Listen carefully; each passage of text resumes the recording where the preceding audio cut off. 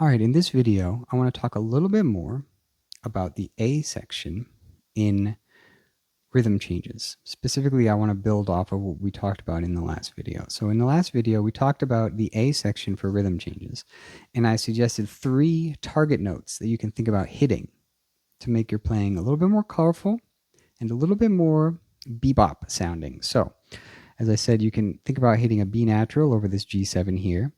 I talked about hitting an A flat over this part here and hitting a D flat over this part here. So specifically, I want to talk a little bit more about this G7, and I talk about hitting that B natural because this is a very fundamental concept in bebop.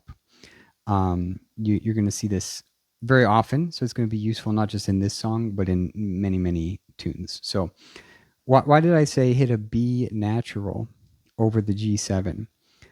Yeah, because the B is the third of the G7, and that's outside of the key of B flat. So that that's kind of a notice. It's the one note in the G7 chord. Basically the 1 3 5 7 of that chord.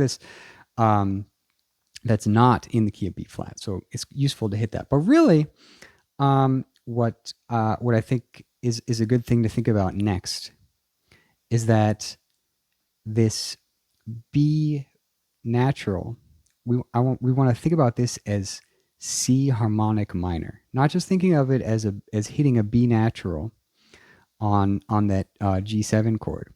But why? What is it? What are we doing? We're resolving to C minor in the next bar.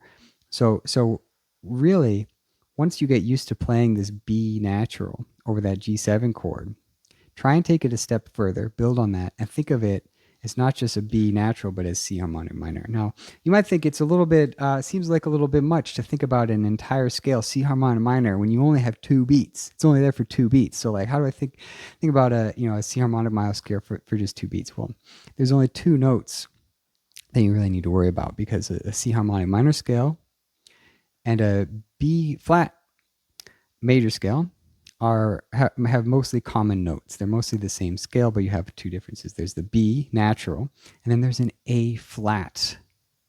So here's where it's going to sound a little bit different. So try not just think about playing B natural. Try and take it a step further and think about playing A flats instead of A's. So to give you an idea of what that might sound like. So what did I just do? I just played a little, but I didn't play an A natural. In A natural, that phrase would sound like this.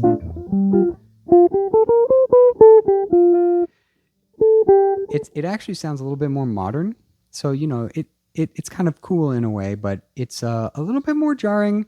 It's the less fundamental. So I think, it's good to start with fundamentals, and this is a very important bebop concept. Just to give you a few examples. So I'll try that a few more times. So I didn't play A natural. I played A flat. So obviously, we've talked about we're playing a B natural over that G7 chord. We talked about that in the last video, but now I'm talking about taking it a step further and not only thinking about playing a B natural, but thinking about playing an A flat. And now we're thinking C harmonic minor. Whether you think C harmonic minor in the moment, it's up to you. Whatever is the easiest way for your brain to process this. But the idea is it works because we're playing C harmonic minor and we're resolving to C, so it sounds a little bit smoother when we do A flat instead of A natural, as a complement to hitting this B natural.